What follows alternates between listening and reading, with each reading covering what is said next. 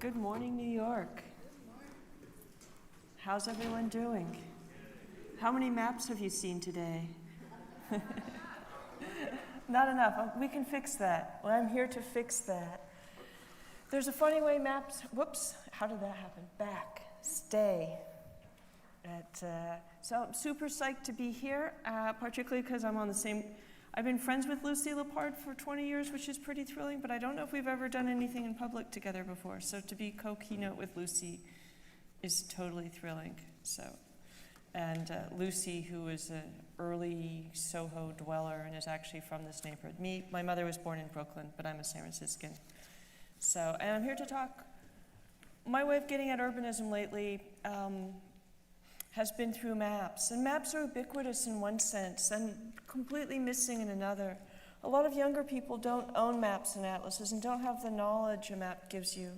We call things like MapQuest and Google Maps on your phone interactive because they give you data, but are they? Are they interactive? It's a system that largely gives you instructions to obey, and certainly obedience is a form of interaction, maybe not my favorite one. But a paper map you take control of, use it as you will, mark it up, and while you figure out the way from here to there yourself instead of having a corporation tell you, you might pick up peripheral knowledge, the system of street names, the parallel streets and alternate routes. Pretty soon you've learned the map, or rather you have, via a map, learned your way around the city. The map is now within you.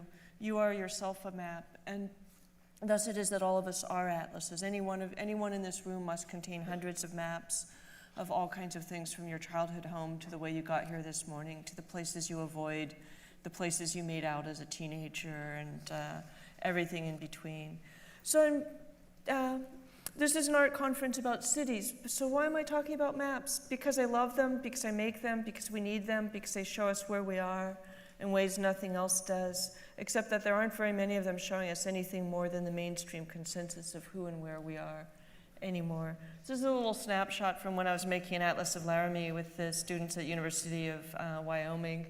And one morning I was looking at this is the New York Times, that's my coffee cup, and it was about how ubiquitous the sort of maps we hardly even notice are.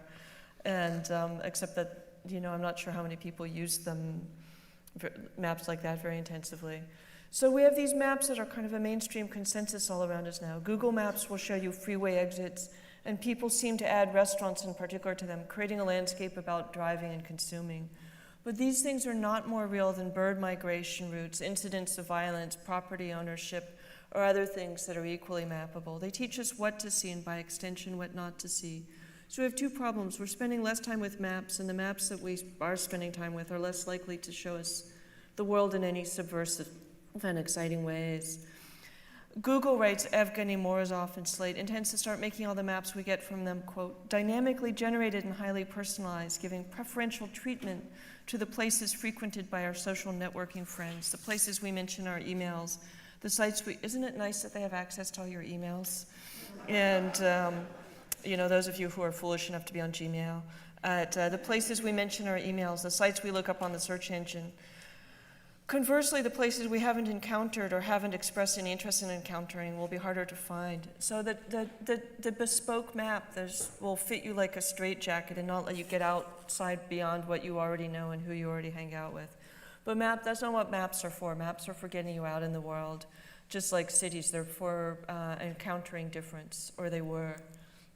So maps work in a lot of ways. We see in election times all these red and blue state maps. This is a really cool map somebody made, which showed actually the percentage of the vote, which is why Utah is like sort of fuchsia and Vermont is sort of violet, but there aren't actually any red and blue states if you look at actual popular vote. So, and maps really, the precision and specificity of information really upends a lot of things. This is the Western North America before 1848. How many of you knew that all that was Mexico, all that green stuff? How many of you didn't know all that was Mexico? California, Nevada, Utah, part of Colorado, Arizona, New Mexico, etc. So maps, it changes the immigration debate a little bit. Maps also traditionally were incredibly beautiful. This is a map of Cuba with ornamental scenes around the border, a kind of classic 19th century map, and then data tables and things. maps as they classically existed, as I'm trying to revive them, are this kind of happy collision of visual data, language, and cartography, all kind of working together. They're always art as well as science. And they were beautiful, although this is either an incredibly beautiful title page or for an atlas of the West Indies, or an incredibly ugly one, because what you're looking at as probably the people without shirts are probably slaves. What's in the barrels is probably rum. You're probably looking at the triangle trade, whereby human beings were stolen, kidnapped from Africa to be sold in the West Indies, the Caribbean, the American South, to work in particular on sugar production, which became sugar and rum, which went back to Europe and was then the boats reloaded with the trade goods that were traded for human beings in Africa. So this is actually, is it beautiful or is it ugly? We're going to get back to the triangle trade. So I've been trying to tell other stories with maps. This is from my atlas, Infinite City, a San Francisco atlas. And thank you. I agree. It was huge. No, it was a huge amount of work with a ton of collaborators and a huge amount of fun, and a way of rediscovering the place I've lived most of my life. This is all the original place names as Ohlone and Miwok had them, and as shown to me by an Ohlone guy. It was kind of a shock for me. I've known this place my whole life, and here it was almost entirely with unfamiliar place names. It was a reminder of what else is always there that we don't know. This is kind of a base layer map because it is the people who are here first. And to make it a map, and to make it a beautiful map, and to make it available. This is the first time this data was ever published when we put this out in 2010. It was really exciting. And so maps can tell us a lot. This is a map I did with Joshua Jelly Shapiro, the great geographer. That's part of this whole project of maps as counter-narratives. It's about the African Americans. There were very few in the Bay Area until World War II, when huge numbers of people escaped the Dixie South, came for the jobs. And the very freaky thing is that the shipyard jobs, which were all lining the bay, all kind of ended at the end of World War II. But the African American communities are still where they were when the jobs were there, except that there aren't jobs there in West Oakland, in Richmond, in Marin City, in Hunters Point, Bayview, in San Francisco. But out of that immigration came an incredible cultural explosion that includes everything from Sly and the Family Stone and the Pointer Sisters to the Black Panthers, which were founded in Oakland in the 60s. And we wanted to make that visible in a region that doesn't have a strong African American identity a lot of times outside of Oakland and Richmond, and where a lot of this history is really invisible, and where gentrification in San Francisco has been pushed the African American population from about 15% in the 70s to about 7% now. So, alternative versions of cities are one of the things you can do with maps, and stories that you don't get told. There's a lot of very specific stuff here. And then also, there tends to be these really kind of dumb consensuses about what places are. And people think San Francisco and the Bay Area is all peace and love and left-wing anti-war politics, except that Condoleezza Rice is at Stanford. And remember all those things I was saying about Google, which I'm going to be hating on some more as we go? Condoleezza Rice is back at Stanford. John Yoo, the torture memo architect, is tenured at the law school at UC Berkeley. The nation's nuclear weapons facility is run out of Lawrence Livermore Labs, and the University of California, which everyone thinks is all free speech movement. So this is a map called The Right Wing of the Dove, with art by Sandow Burke, about the right-wing militarized Bay Area. We are really over there, kind of the brains of the Pentagon, for better or worse. Really for worse. That's not all that's there, though. Some of it's pretty lovable. This is Monarchs and Queens, a map of the 27 remaining, is it 27 or 30-something remaining butterfly species, some of them unique to San Francisco that can be found there, and queer public spaces. And the specificity of maps is pretty exciting. You go all the way back, and it turns out North Beach, which everyone thinks was full of beatniks, was never really particularly full of beatniks, but it was huge with lesbian bars before there hardly were any gay bars, which is not the official history as it's commonly known. So you get really specific and look at exactly here, and it gets very different. I put queer public spaces and butterflies together because they're both because it's really about San Francisco as a refuge city where things flourish that don't necessarily flourish in other places. And I know all that stuff about Stonewall, et cetera, except that we had very open gay public life in San Francisco before Stonewall, because actually trees fall in forests all the time that New York doesn't hear. And, sorry, New York. So, we had a wonderful guy who just died, Jose Soria, AKA the Empress Jose, ran for public office in San Francisco in 1961 as an out gay drag queen man, long before Harvey Milk became the first openly gay elected official in San Francisco. So maps, more maps. This is about displaced communities, immigrant Jews, intern Japanese Americans, urban renewal, clobbered African Americans in what was sometimes thought of as the Harlem of the West. See, here we are back loving New York with this Harlem of the West epithet for the Fillmore district. That was destroyed in the urban renewal that was nicknamed Negro removal at times. So, and it's hard to think about cities now without thinking about displacement. This is a map. Somebody just made this season of San Francisco evictions. And to me, it looks like a map of bruises, like a city being punched by money, which is what money's really good at doing. And why is this happening? Because this is happening. This is the Google bus map. Silicon Valley's the great corporate homogenizing, intervening force of our consciousness and loss of our privacy is colonizing San Francisco, because even though it's all about privatization, they like public space and dense old-fashioned cities, and besides which there's no housing left in the suburb that is Silicon Valley. So this is this very cool map somebody made of all the buses. The yellow is the Google, making it possible for people to live a hideous rush hour away from San Francisco, from Silicon Valley, and ride these private shuttle buses that are literally stopping at public bus stops, and they don't have back doors like our buses, and really preventing public transit from functioning. So we have this kind of system for poor people and ordinary people who take public transit, and then these kind of luxury tinted window, privatized Wi-Fi equipped buses pull up and kind of shoulder them out of the way. And the minions of our new alien overlords get into their spaceships to be lifted off for Silicon Valley. Not that I'm bitter. So this is back to Infinite City. This is a map I did with Heather. Heather, are you in the house? Yay! I did with Heather Smith. Was really interested in the way you could map a centenarian born in San Francisco, in this case 4, that somebody's whole life could be depicted on a small map like this. And the cartographer Shizue Seagal made their lives into these lines, so you could see it as though 100 years of somebody's life had been a single trek around a city in a day. And then it started to feel pretty sweet, so I found somebody had mapped 500 evictions. And as Heather pointed out, why were these people in San Francisco for a century? Because they actually owned their homes. Scattered all around them, they're like, maybe smallpox sores. You can see evictions in the red dots. So this is some of the stuff I've been trying to map. Atlas number 2 is out this week with some parties tomorrow, Monday and Tuesday around New York. And it's supposed to be a trilogy. Should I do a New York Atlas?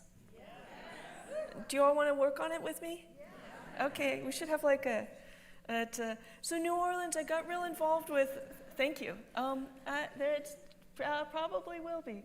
So this new book with UC Press is out with about 50 people contributing in various ways. I'm just the kind of the co-circus ringmaster.